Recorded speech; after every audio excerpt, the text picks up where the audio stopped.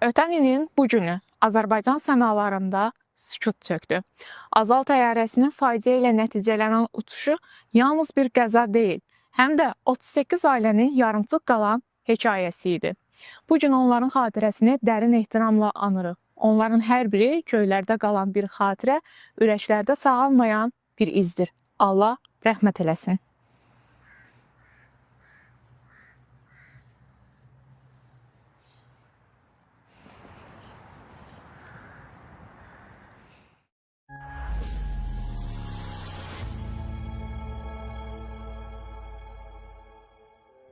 Bu gün Azal aviasiya faciəsinin ildönümüdür.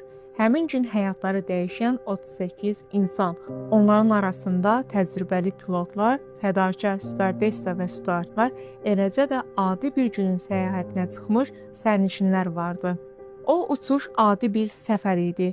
Kimi ailəsinə qovuşmağa gedirdi, kimi işinə çatmağa tələsirdi, kimi isə yeni bir başlanğıcın astanasındaydı. Amma taleləri eyni anda yarımçıq qaldı.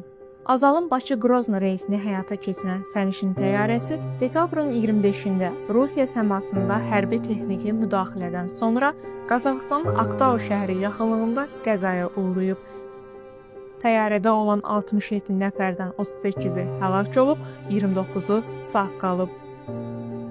İlkin məlumatlara görə təyyarənin qəzaya uğraması fiziki və texniki kənar müdaxilə nəticəsində baş verib.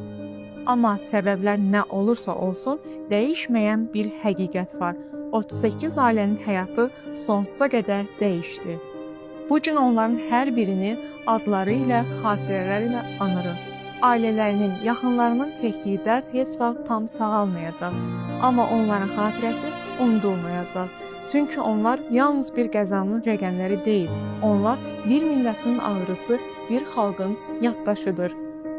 Göylərdə yarımçıq qalan bu həyatların ruhuna rəhmət deyirik. Onların xatirəsi hər zaman bizimlədir.